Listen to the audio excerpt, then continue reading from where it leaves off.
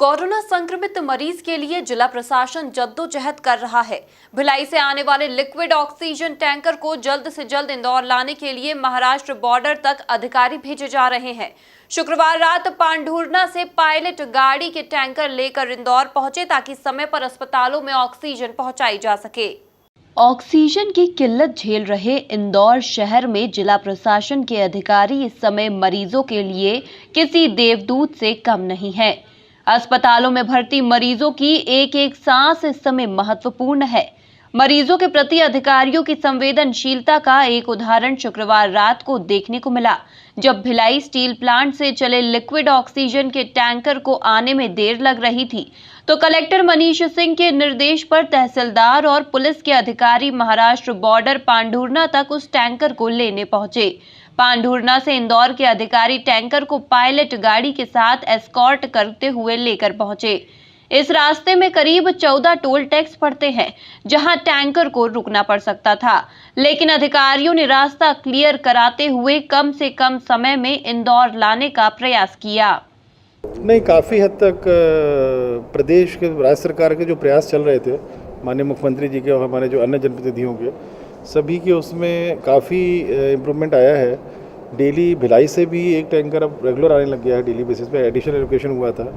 जामनगर से भी टैंकर्स कल पहुंचना शुरू हो जाएंगे, तो काफ़ी हद तक ईज आउट हो गई है, क्योंकि एकदम से राइज़ हुआ था डिमांड और एकदम से केसेस बढ़े थे सभी स्टेट्स में, तो सब जगह एकदम ऑक्सीजन डिमांड बढ़ी थी।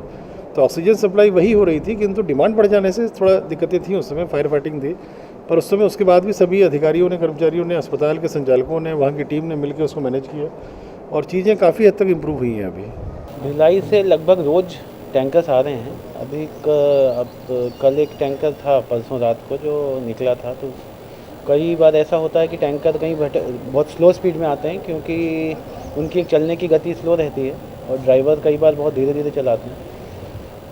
शहर में ऑक्सीजन की एक सप्लाई एकदम बैलेंस लेवल पे चल रही है कि हम ये अफोर्ड नहीं कर सकते कि कोई भी सिलेंडर लेट आए। तो जैसे परसों रात को जैसे कलेक्टर साहब ने एक मुझे निर्देश दिया था कि इसको जल्दी से लाना है, तो एक एस्कॉर्ट गाड़ी भेजी गई थी। उस एस्कॉर्ट गाड़ी में हमारे एक तहसीलदार साहब थे, एक सब इंस्पेक्टर साहब थे, पूरी पोस्ट थी। वो वहाँ जाके महाराष्ट्र बॉर्डर पर उसको कैच किया था और उसको फिर तत्काल पायलट करते हुए नॉन स्टॉप यहाँ लाए थे, सो दैट कि ये ऑक्सीजन सप्लाई हम रेगुलर रख सकें।